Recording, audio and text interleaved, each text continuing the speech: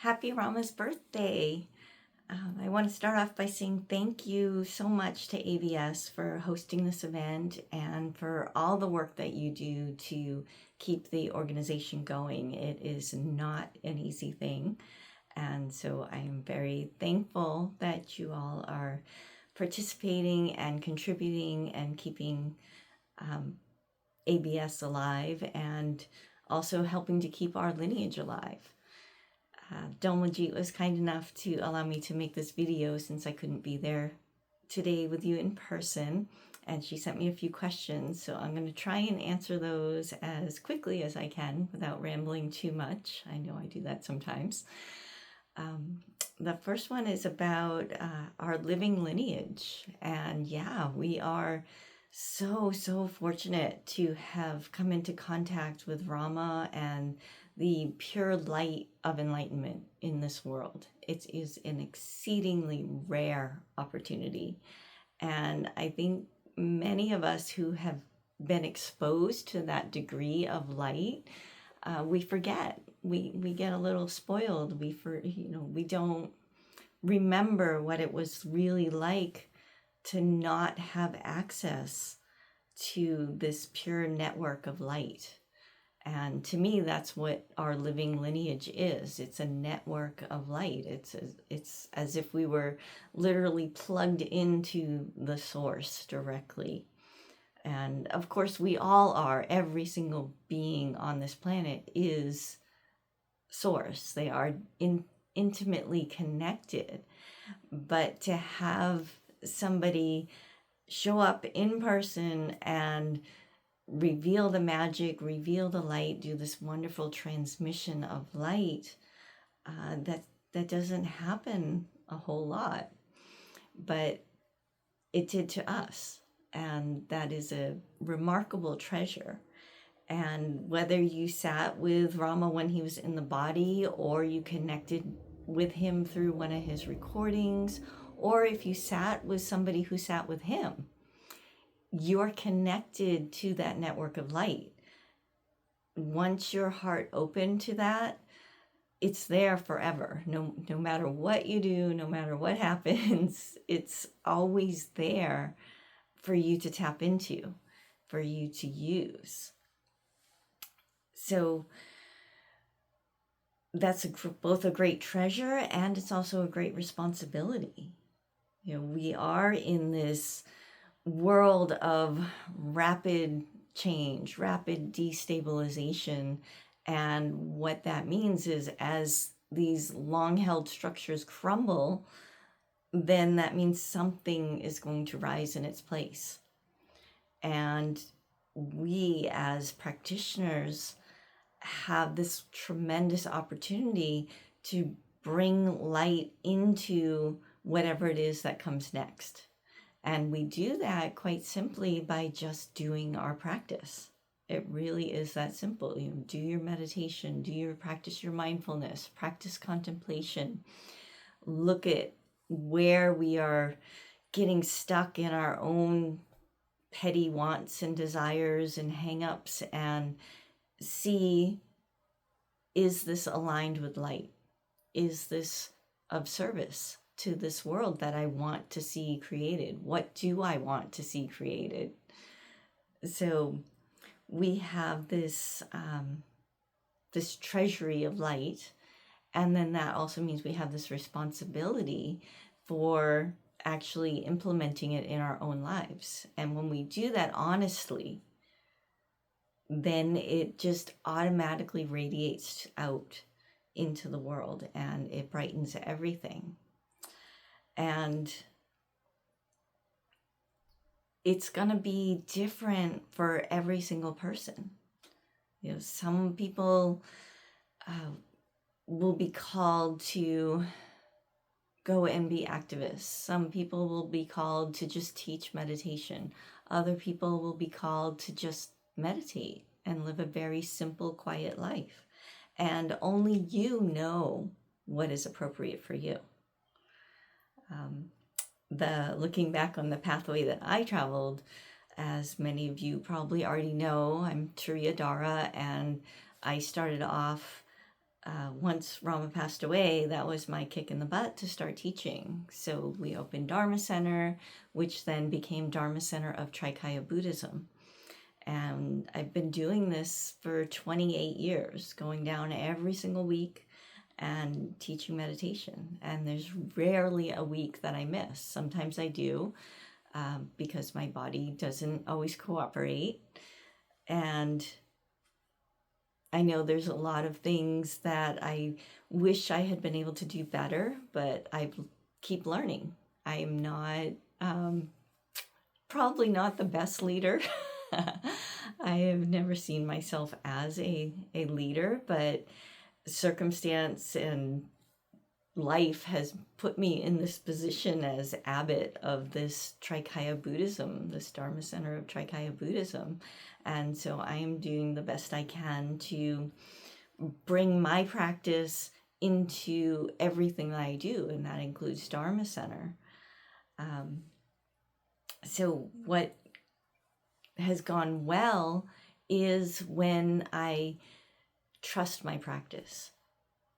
There's that Rothke quote that Rama loved. Let me see if I can get it right. I know by going where it is I need to go. I don't know if that's the exact quote, but that's the sentiment. I know by going where it is I need to go. And that has been so true in my life, you know, teaching students, running a Dharma Center, everything. I don't know what it is I need to do until I actually start to do it. And then it's afterwards, looking back, that I see, oh, that's why I had to do X, Y, and Z, is so this A, B, and C could happen. So being able to trust myself, that is when things go well. When there's challenges is when I start to doubt myself, when I start to feel or second guess, when I allow myself to be heavily influenced by other people, if I try to please somebody else and try to feed into what I think people want, that gets me in trouble every time. But if I can catch myself and step back and remember, I'm here not to serve people's egos. I'm here to serve the Dharma. I'm here to practice meditation. I'm here to share enlightenment because somebody was kind enough to show me. And that is not a small thing. That is a tremendous thing. And if I can share that, even just a tiny, tiny bit, then that makes all of the challenges that I face physically, emotionally, mentally, spiritually, all of those challenges, it makes it worth it. And I want to encourage you to share the Dharma in whatever way feels most appropriate for you. For me, it was doing the last thing I ever expected to do in my life, was to actually start a whole brand new flavor of Buddhism. That was not on my bingo card when I started. I just wanted to write stories and write books, and my life did not go the way that I thought it would.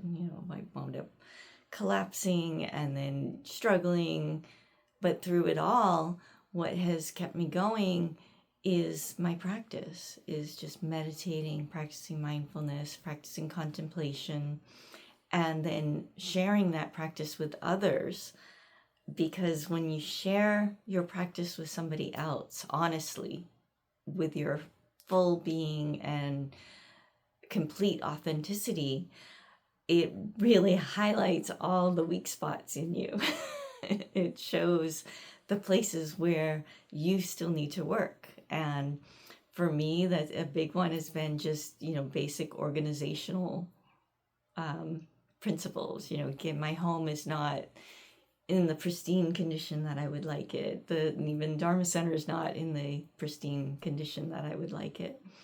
And as we practice, we see where we can do better, but at the same time, we learn to accept our own limitations because we are finite beings.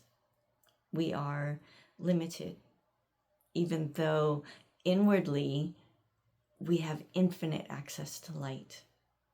We are all pure. We are all beautiful.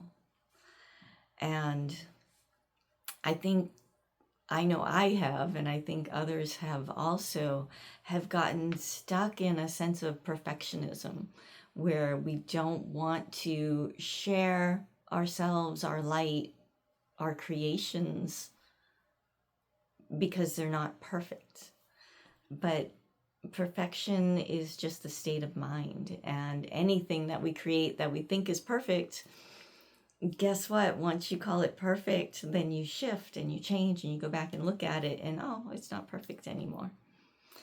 But what we can do, and this is the advice I would give to any new generation, is to practice impeccability, is to really examine honestly and authentically, where are your limitations? Where are the places that are your boundaries, your limits?